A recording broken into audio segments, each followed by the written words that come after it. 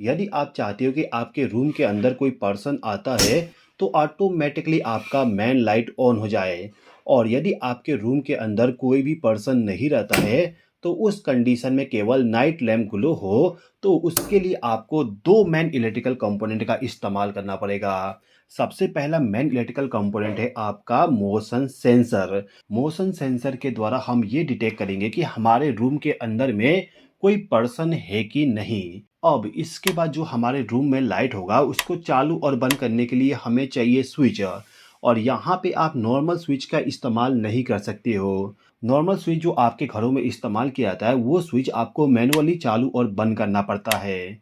यदि आप चाहते हो कि आपके घर का लाइट ऑटोमेटिकली चालू और बंद हो जाए तो आपको चाहिए इलेक्ट्रोमैकेनिकल स्विच। और इलेक्ट्रोमैकेनिकल स्विच के नाम पे आपको दो डिवाइस मिल जाएगा। एक तो आपका ग्लास रिले और दूसरा आपका कॉन्टेक्टर। अब ये जो ग्लास रिले इससे ज़्यादा करंट को फ्लो नहीं करवा सकते हैं तो बेस्ट ऑप्शन रहेगा कि आप यहाँ पे कॉन्टेक्टर का इस्तेमाल कर लो। और यहाँ पे जो मैं कॉन्टेक्टर इस्तेमाल करने जा रहा हूँ ये एक स्पेशल टाइप का कॉन्टेक्टर है। ये जो मेरे पास में स्पेशल कॉन्टेक्टर है इसका स्पेसिफिकेशन क्या है एक बात समझ लीजिए। देखिए दोस्तों, जो आपका नॉर्मल कॉन्टेक्टर होता है उसमें आप देखोगे जो पावर टर्मिनल होता है वो हमेशा एनो कॉन्टेक्ट होगा। यानी कि कॉन्टेक्टर के चालू होने के बाद ही पावर सप्लाई को आगे फ्लो करवाएगा। यदि आपका कॉन्टेक्टर ऑफ कंडीशन में रहता है तो कोई भी करंट फ्लो नहीं होगा। लेकिन ये जो स्पेशल टाइप का कॉन्टेक्टर है इसमें जो पावर टर्मिनल दिया गया है वो एनो एनसी कॉन्टैक्ट है। इसमें आपको दो एनो कॉन्टैक्ट और दो एनसी कॉन्टैक्ट मिल जाएगा। तो इस कॉन्टेक्टर का इस्तेमाल करके हम आसानी से हमारा जो नाइट लैंप है और जो मेन लैंप है इन दोनों का चेंज ओवर करवा सकते हैं। यदि आपके पास में ये वाला कॉन्टेक्टर नहीं है तो इस कंडीशन में आपको दो अलग अलग कॉन्टेक्टर का इस्तेमाल करना पड़ जाएगा।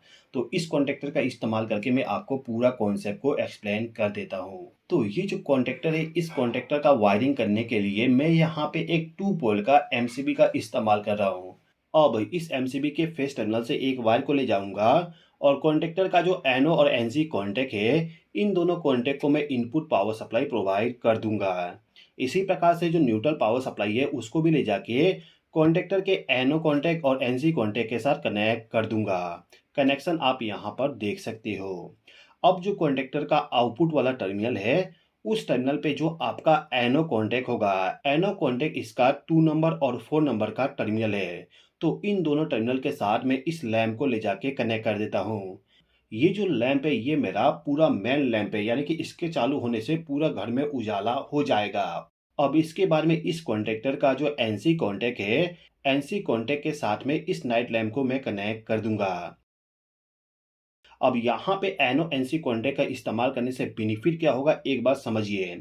देखिए, यदि मैं इस कॉन्टेक्टर को केवल ऑफ कंडीशन पे रखता हूँ तो हमारा जो नाइट लैंप होगा वो ग्लो होगा। लेकिन जैसे ही आपका कॉन्टेक्टर चालू होगा तो नाइट लैंप आपका ऑफ हो जाएगा और जो आपका मेन वाली लैंप है वो ऑन हो जाएगा। यानी कि यहाँ पे सिंपल सा लॉजिक है। यदि आपका कॉन्टेक्टर चालू होता है तो मेन लाइट ऑन हो जाएगा और कॉन्टेक्टर के ऑफ होने पे नाइट लैंप हमारा ग्लो होगा।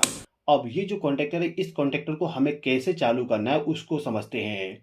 तो जैसे कि मैंने आपको इंट्रो में बताया, जैसे ही कोई हमारे रूम में इंटर करता है यानी कि हमारे रूम में यदि कोई भी मोशन होता है तो उस कंडीशन में हमें इस कॉन्टेक्टर को चालू करना है। तो मोशन को डिटेक्ट करने के लिए हमें चाहिए एक मोशन सेंसर। तो मेरे पास में यहाँ पे मोशन सेंसर है। अब ये जो मोशन सेंसर है इसका कनेक्शन करने के लिए आपको टोटल 3 वायर मिल जाएगा। अब इन तीनों वायर का कनेक्शन कैसे करना है चलिए समझ लेते हैं।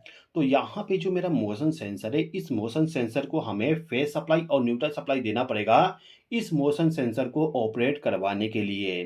तो इस काम को पूरा करने के लिए हम क्या करते हैं, जो हमारा एमसीबी है एमसीबी के फेस टर्मिनल पे एक वायर को हम कनेक्ट कर देते हैं और इस वायर को ले जाके जो हमारा ब्राउन वायर है उस वायर के साथ इसको कनेक्ट कर देते हैं। तो मोशन सेंसर को फेज सप्लाई मिल गया। अब इस मोशन सेंसर का जो ब्लू वायर है उसमें आपको न्यूट्रल पावर सप्लाई प्रोवाइड करना होगा।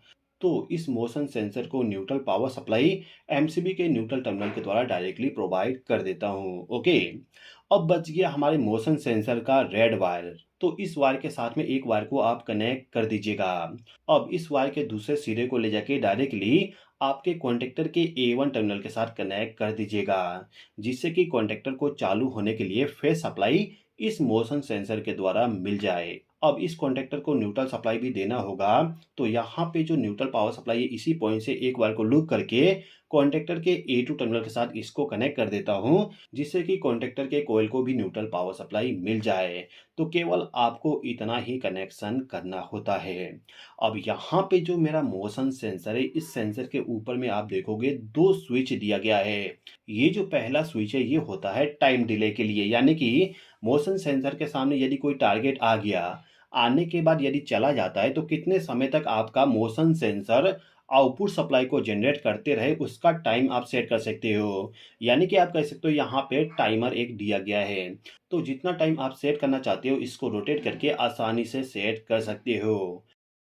इसके अलावा यहाँ पर एक और स्विच दिया गया है, इसके जरिए आप लक्स लेवल को कंट्रोल कर सकते हो, यानी कि इस मोशन सेंसर के द्वारा कितना ब्राइटनेस पे ऑपरेट किया जाएगा उसका आप यहाँ पे प्रोग्रामिंग कर सकते हो। ओके, तो यहाँ पे आप डे और नाइट के बीच में सिलेक्शन कर सकते हो। ओके दोस्तों, तो पूरा कनेक्शन कंप्लीट हो गया। अब हम इसका वर्किंग को समझ लेते हैं। तो जैसे कि आप देख सकते हो मैं इस मोशन सेंसर के सामने नहीं हूँ, तो अभी के टाइम पे हमारा मोशन सेंसर के द्वारा कॉन्टैक्टर को चालू नहीं किया गया है और इस कंडीशन में मेरा नाइट लैम्प ग्लो हो रहा है। अब जैसे ही मोशन सेंसर के सामने, यानी कि मोशन सेंसर का जो रेंज है उसमें यदि कोई भी मोशन होता है तो उस कंडीशन में आपका कॉन्टैक्टर चालू हो जाएगा और कॉन्टैक्टर के चालू होते ही आपका जो मेन लाइट है वो भी ऑन हो जाएगा। अब मैं यहाँ से चला जाता हूँ तो आप देखोगे अभी भी मेरा लाइट ऑन है। लाइट मेरा तब तक ऑन रहेगा जब तक कि हमारा टाइमर का टाइम कंप्लीट नहीं होता है। जैसे ही टाइमर का टाइम कंप्लीट होगा लाइट ऑटोमेटिकली ऑफ हो जाएगा। आप देख सकते हो लाइट ऑफ हो गया। फिर से मैं मोशन सेंसर के रेंज में जाता हूँ, आप देख सकते हो लाइट ऑन हो गया। अब यहाँ से चले जाने के बाद में थोड़ी समय के बाद ऑटोमेटिकली मेरा लाइट ऑफ हो गया। तो आई होप कि आपको ये वीडियो पसंद आया होगा। वीडियो पसंद आए तो लाइक कर दीजिए, चैनल पर नए हो तो सब्सक्राइब कर लीजिए। इस वीडियो को देखने के लिए धन्यवाद।